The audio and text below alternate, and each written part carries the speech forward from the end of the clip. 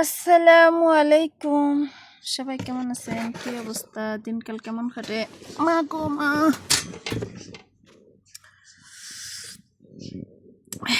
হ্যাঁ, বুঝতেছি না, টেনশন করতাম না, চিন্তা করতাম না, এই বসতাম না, ঘুমাইতাম না, শুয়ে থাকতাম না, ভিডিও করতাম, কিচ্ছু বুঝতেছি না।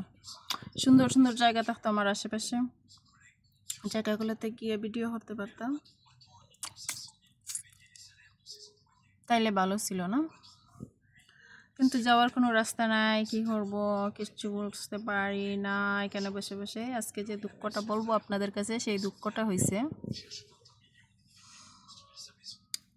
আমাদের এলাকার একটা ছেলে আমার ফোন দিয়া, হাই রে প্রেম ভালোবাসা হেন তেন হাবিজাবি আমার জন্য সব করতে পারবে।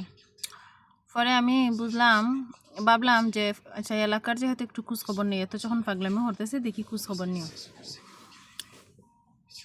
পরে মানুষ লাগাইলাম যে এই ছেলেটার বাড়ি কর, যেহেতু আমি বেশি বাড়িতে থাকি না, এলাকার মানুষও চিনি না, যাই হোক। পরে লাগাইলাম খোঁজ খবর। পরে দেখি ছেলেটা বিবাহিত, একটা বাচ্চাও আছে, মইরা গেছে আর কি, বাচ্চাটা একটা বাচ্চা হয়েছে। বউটার একটা বিদেশ গেছে, গিরিশ গেছে। বউটা সারাটা দিন কত কুপুল অপেক্ষা করে বেটার লাগে, হ্যাঁ বেটার সাথে কথা হয়তো, আর বেটা খালি বেটেন্তের পিছিয়ে দিয়ে দৌড়ে। পরে যারে দিয়ে খুঁজলে পাইলাম, দেখি পরে আমার মামার কাছেই হে থাকে। পরে আমার মামার সাথে অনেক কষ্ট করে যোগাযোগ করলাম, মামারে জিগাইলাম। মামা কয় তার বউ আছে, আরে যে বিটেন দেখে এই বিটেনদের সাথে ইতা করে।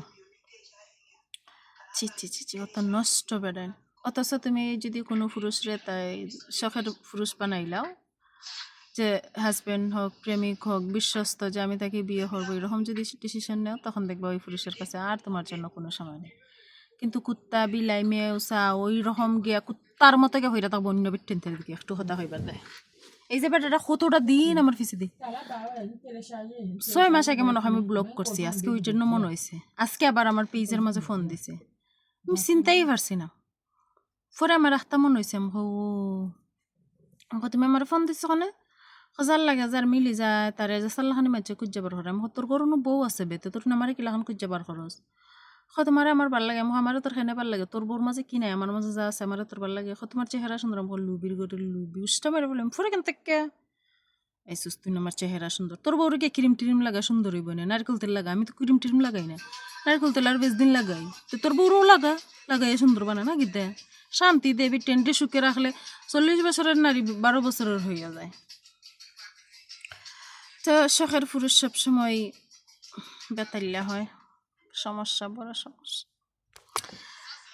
আরেকটা জিনিস হয়েছে, সময় কারো কাছ থেকে জোর কইরা নেওয়া যায় না, কাউকে জোর কইরো না কথা বলার জন্য। কাউরে যদি তুমি জোর করো কথা বলার জন্য, তাহলে সে এমন দাম দেখাইবে, মনে হইবে তার একটা কথার মধ্যে মনে হয় হীরা মুক্তা, টাকা পয়সা সব দইটা দেরিয়া করে। কেউ যদি তোমার সাথে ইচ্ছাকৃতভাবে কথা বলে, সে যতই শখের হোক না কেন, যেটা আমি বুঝলাম, সে যত বড় শখের হোক না কেন, কেউ যদি তোমার সাথে ইচ্ছাকৃত কথা না বলে, তুমি তাকে কোনোদিনও বলবা না যে কথা বলতে হবে, আমার তোমার জন্য কষ্ট হয়, তোমার জন্য আমি পাগল, এগুলো যদি বলো, তাহলে সে নিজেরা আর মানুষ মনে করবে না, ইয়া, তাহলে সে নিজেরা একজন এই টেকার মেশিন মনে করবে, স্বর্ণ ইয়ে আছে না, যে ধরো মনে হইব যেন বেটার একটা কথা বেদি বেটার ফুটকি বাদি স্বর্ণ করতেছে। মানুষের ভাব দেখলে ইয়ফ ভাল লাগে না।